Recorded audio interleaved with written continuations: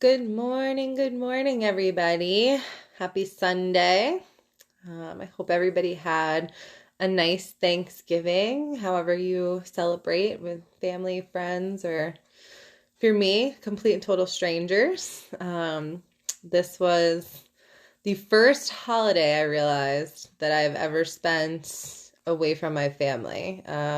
Even years where I was in a relationship with someone and we were maybe splitting holidays, there was always at some point a celebration with my family, and this was the first Thanksgiving in 36 years that I was not with my family. But there was a community dinner here in town, which I thought was really beautiful, that one of the businesses opened up on Thanksgiving. They kind of forfeit their Thanksgiving home with their family and invite the community in, and all the food is donated and cooked by, different people that helped out.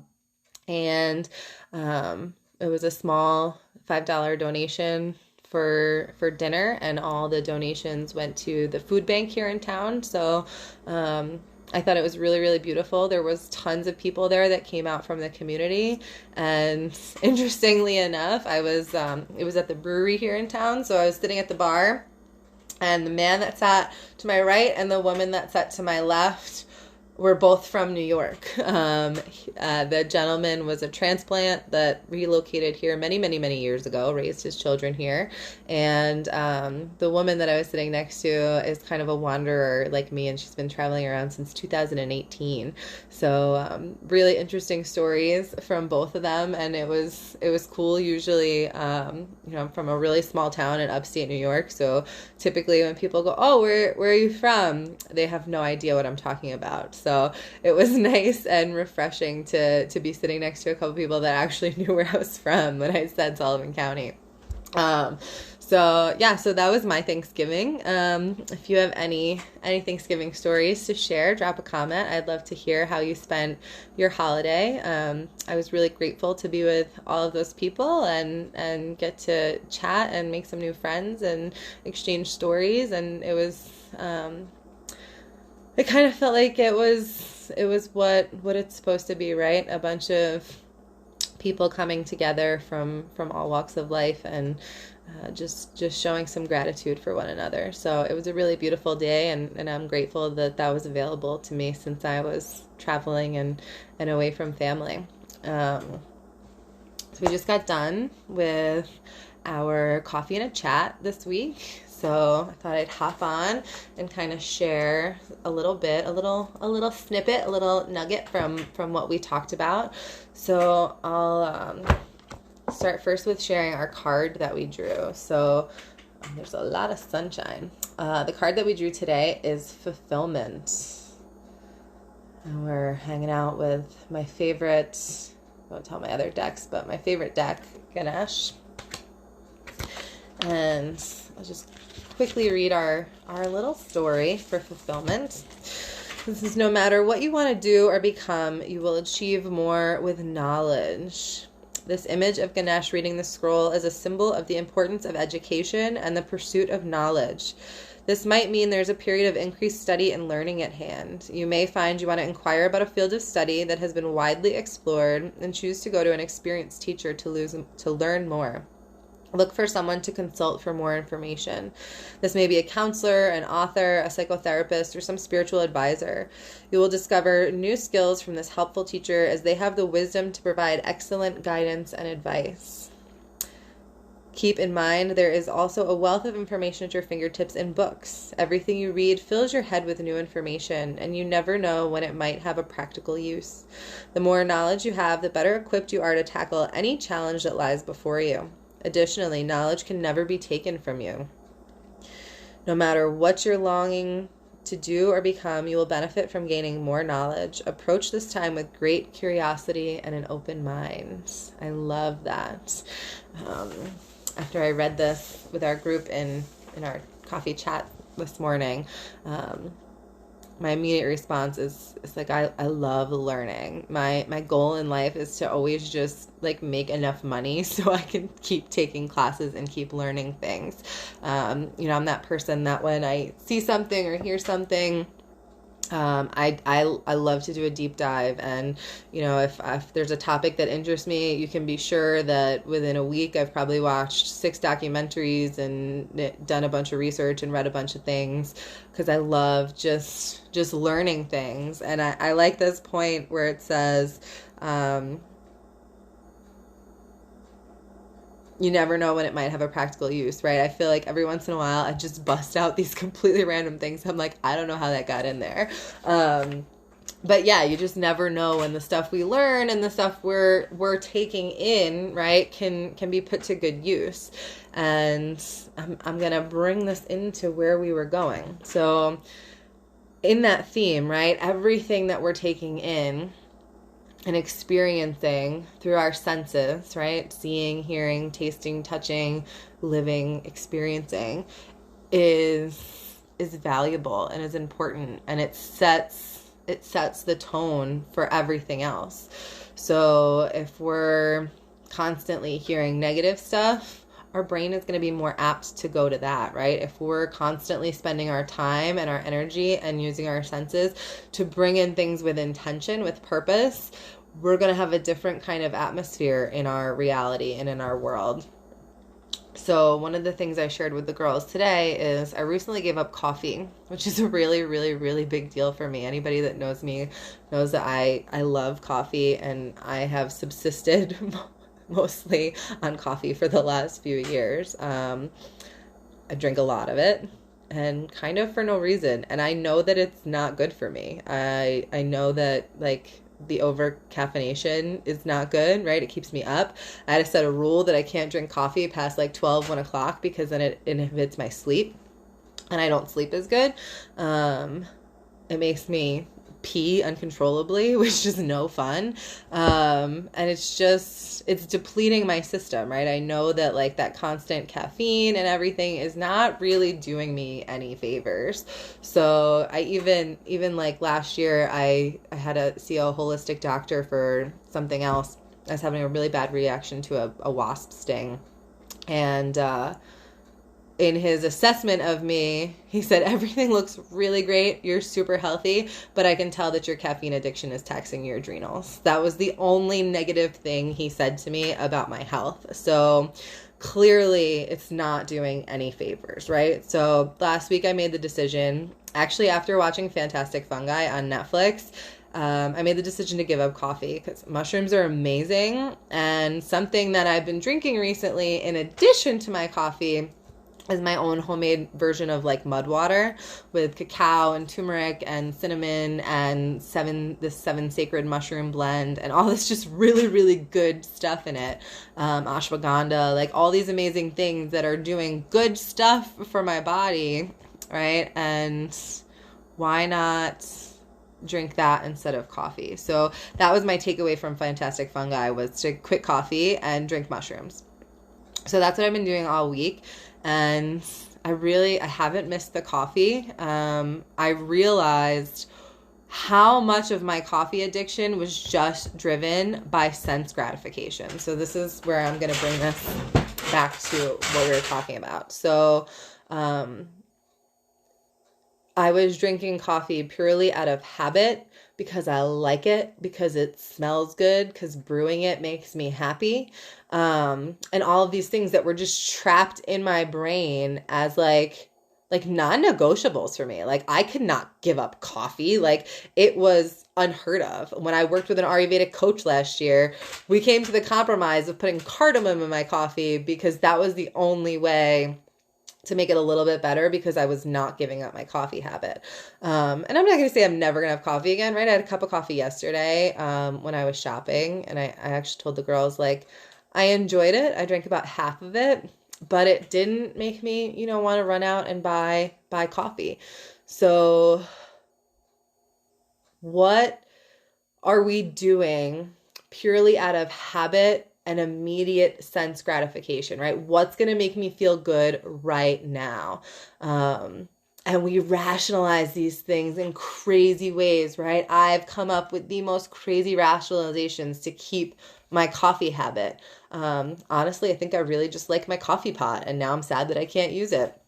So we do that for everything, right? You sit down at night and spend 4, 5, 6 hours binging Netflix till the middle of the night, eating snacks, and we're telling ourselves, I deserve this, right? I work really hard and I spend all day at work or doing for other people or whatever. I was so busy, I did all this stuff. I deserve to sit and rest and relax and watch Netflix. And that's fine if you wake up in the morning and you feel super great and everything is wonderful and your default setting is joy, as it should be, and bliss, because that's what we're designed, right, for. The human body is designed to be happy and healthy. That's the truth. So if we're not waking up and showing up every day happy and healthy, and I'm not saying that sad things don't happen that make us upset, right? That's not what we're saying. But like your default baseline setting should be, I feel good. I have joy. This should be where we're starting from all of the time. And then, yeah, maybe something happens that brings us down, but we come back to this after that, right? And then maybe something happens that brings us up and we're like, oh, this is great. And then maybe we come back down. But this baseline should always be happy and healthy. So if that's not your baseline, if you wake up in the morning after that rest, that nice thing you did for yourself binging Netflix, and you feel like shit, you didn't actually do anything good for yourself, right? You were feeding that immediate sense gratification. And this can be a tough mindset to switch and a tough thing to get around. But we have to decide who's in charge. Am I in charge? Or are my taste buds in charge? Are my ears in charge? Are my eyes in charge? What am I taking in and what is it doing for me in the long run? Is this bringing me towards my goals or away from my goals, right? Coffee, a pot of coffee every day is not bringing me anywhere that I want to go. It's not bringing me health. It's not bringing me joy. It's not bringing me anything. Maybe joy in that immediate moment. But you know what? I get just as much joy out of my cup of mud in the morning. It's just as good. It's creamy and delicious. It fills that need. It's that nice warm thing to wake up to.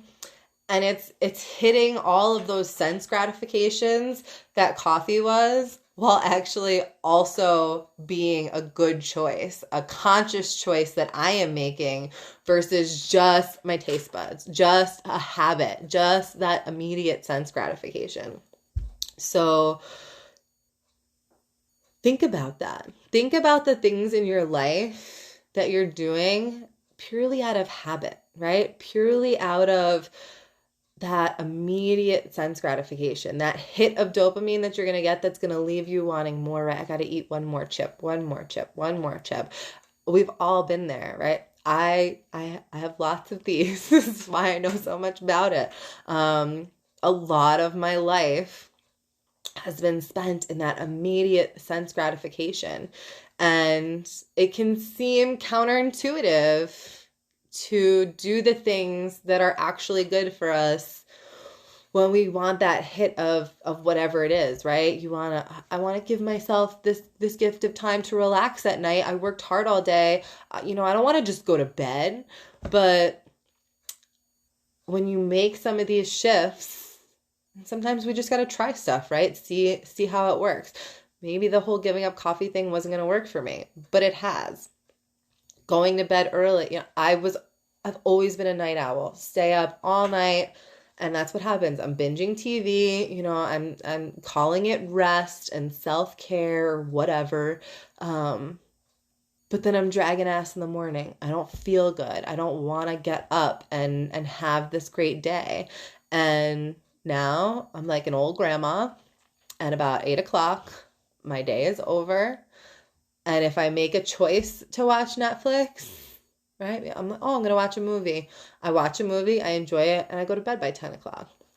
Most often, I try to be in bed between 8 and 9 with a book and lights out by 10 because that's when we should be asleep. If we're asleep by 10 p.m., our body gets the chance to do all of the repair work that it needs to do, all of the recuperation, all of the cleansing, so that we can wake up feeling good in the morning. And the truth is, if we're not in bed by 10:00, we're not asleep, we're still awake, our body does none of those things. Your body like comes out to check and it's like, oh, we're still awake. We're still watching TV. All right, I'll come back tomorrow. And nothing happens that's supposed to happen. So that's why you feel continually worse after all that rest and self-care binging Netflix till 2 a.m. that you did. So just try some things out. Take a look at your daily habits, the things you do on autopilot, right? This is where this is really going to hit, when you're letting your senses drive you instead of you drive your senses.